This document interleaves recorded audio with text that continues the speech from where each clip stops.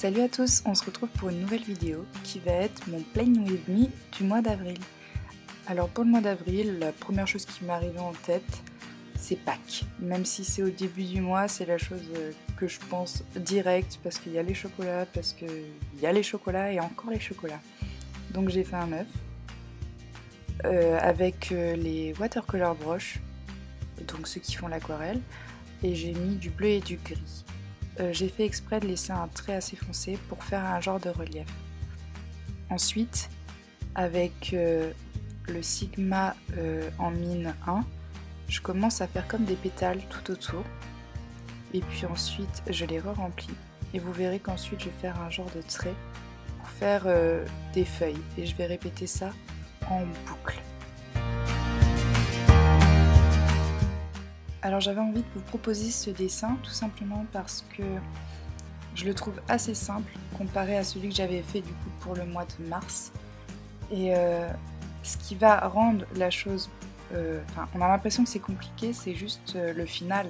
Mais là ce que vous voyez, normalement, c'est sûr et certain, tout le monde peut le faire. Enfin je pense.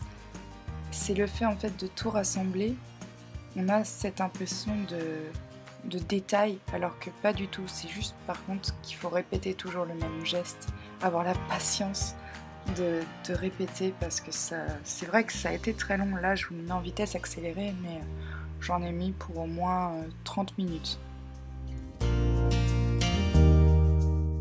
D'ailleurs si vous voulez reproduire ce dessin à l'identique, j'ai utilisé le stylo là tout de suite que j'utilise, c'est un stylo graphique de chez Pigma en 1 mm. Donc pas obligé de le prendre chez Pigma, mais tout simplement regarder des mines en 1 mm et ça conviendra parfaitement. Et maintenant on va passer à la fameuse écriture du mois d'avril. Alors là je vais utiliser les fameux Tombow, ceux qu'on voit partout sur Instagram, etc.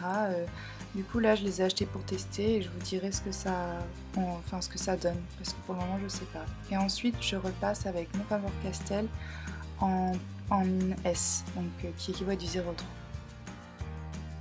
Et là c'est la cata, mon aquarelle à traverser. Il faut savoir que celui que j'utilise ici ce n'est pas celui que j'utilise au quotidien. Moi j'utilise normalement un bullet de chez Rhodia qui fait du 90 grammes par mètre carré, mais celui-ci je ne sais pas combien il fait, mais je sais qu'il est plus fin.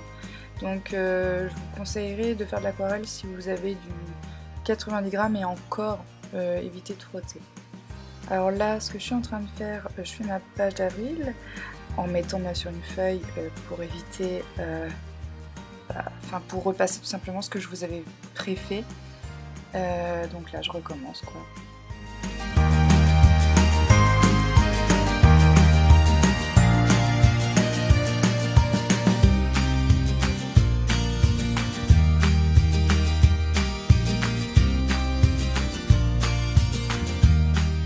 Ah oui, je tenais à préciser que cette fois-ci, je me suis pas trompée dans mes chiffres.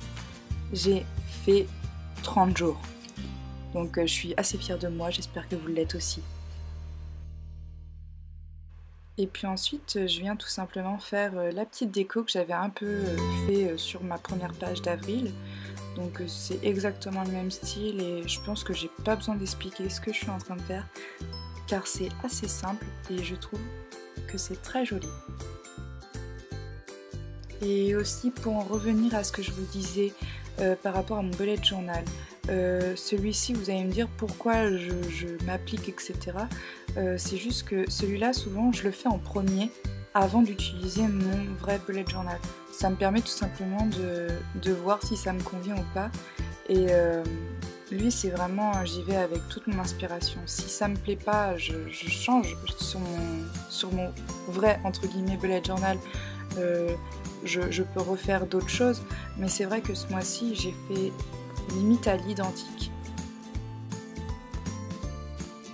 Et puis en réalité ça m'arrange d'avoir ce carnet là pour vous filmer parce que tout simplement je ne me vois pas mettre dans mon bullet journal tout ce que je fais en tuto, doodle et calligraphie. Je pense que ça chargerait vraiment mon Rhodia et moi j'aimerais bien qu'il me fasse vraiment toute l'année, au moins 1 an avant de le changer Et je pense que si je rajoutais tout ce que je vais vous faire en vidéo, bah, je l'aurais fini très très vite. Et ensuite, je vais tout simplement remplir déjà ce qui je sais qui est sûr pour le mois d'avril, donc souvent mes contrôles, mes partiels, etc. Par rapport aux cours souvent. Et voilà. Ensuite, on va passer à la fameuse page du budget du mois.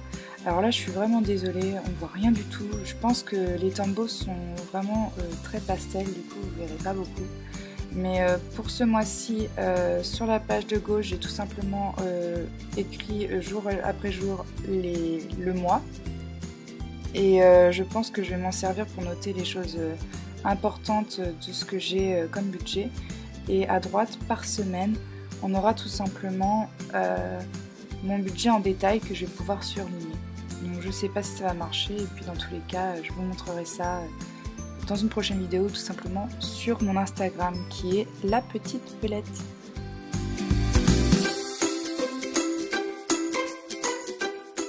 Donc voilà ce que ça donne. Ensuite, je vais passer à une page que je ne fais pas d'habitude, mais celle-ci, c'est mon calendrier d'examen, donc tout ce que je vais avoir ce mois-ci. Vu que c'est mon dernier mois de cours, j'ai vraiment pas mal de partiels ou de CC pour le mois, donc je préfère tout noter pour savoir qu'est-ce que je dois réviser en premier, etc. Et ça va me permettre vraiment de mieux m'organiser.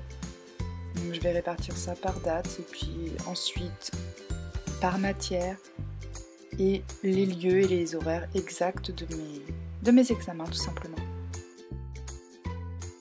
D'ailleurs, si vous êtes au lycée, je vous conseille aussi de faire ça pour le bac. D'ailleurs, ça va commencer à arriver. N'hésitez pas à avoir une page où vous avez tout simplement tous vos horaires de bac. Ça va vous permettre de vraiment mieux vous organiser sur votre plan de révision et déjà de ne pas oublier tout simplement. Bien sûr, comme chaque mois, on n'oublie pas le One Day Reason Smile. Peut-être qu'un jour j'arriverai à le dire correctement en anglais, mais vu que je m'entends le dire tout le temps, je pense pas. Du coup, ça change pas d'habitude. Je mets les jours et puis voilà quoi. Rien de particulier. Et bien sûr, j'utilise toujours mon fameux Faber-Castell en taille S, donc du 0,3, et les Tombow. Alors là, le stylo que je suis en train d'utiliser, c'est aussi du 0,3. Alors ne me demandez pas pourquoi, mais enfin, je vais vous le dire tout simplement, c'est parce que j'ai pas envie d'abîmer avec ma règle mon Faber-Castell. Ensuite, je passe à mon tracker. Donc j'ai essayé de faire un petit tracker en mode dessin. Alors souvent, c'est les mood trackers qu'on fait comme ça, mais je me suis dit, je vais faire comme un mandala avec une feuille 30 jours, donc 30 choses à colorier. Et par la suite, j'ai rajouté des codes couleurs. Donc un code couleur, ça c'est fait, ou ça c'est pas fait. J'ai rajouté 2 couleurs du coup pour un peu colorier à ma sauce et pour que ça fasse un joli truc. Parce que si j'ai que 3 couleurs, ça risque d'être pas très joli. Donc voilà. Et si ça vous intéresse, sur mon belette à moi, j'ai fait la même chose mais avec des œufs de Pâques. Donc je vais vous mettre sur Instagram la photo des œufs de Pâques si vous voulez voir l'autre idée pour le tracker. Et là j'utilise du coup encore le feutre graphique de chez Pigma en 1. Par rapport au tracker, je rajouterai les jours au fur et à mesure parce que j'ai peur que l'encre bave du fait que ce soit du 1. Alors je pense que je colorierai en fonction de ce que j'ai fait ou ce que j'ai pas fait, et ensuite je rajouterai le chiffre, enfin la date enfin le jour où on est quoi. Et le Playing with Me est enfin fini, donc là je vous remonte un petit aperçu de ce que ça donne. En espérant que cette vidéo vous a plu. En tout cas moi ça m'a fait plaisir de vous la tourner. Je crois que c'est une de mes vidéos préférées à tourner, le Playing with Me. Sur ce, je vous laisse. N'hésitez pas à commenter cette vidéo, ça me fait toujours plaisir, à la partager, à l'aimer, et si vous n'êtes toujours pas abonné, abonnez-vous car plus on est de fous, plus on belette. Bye bye.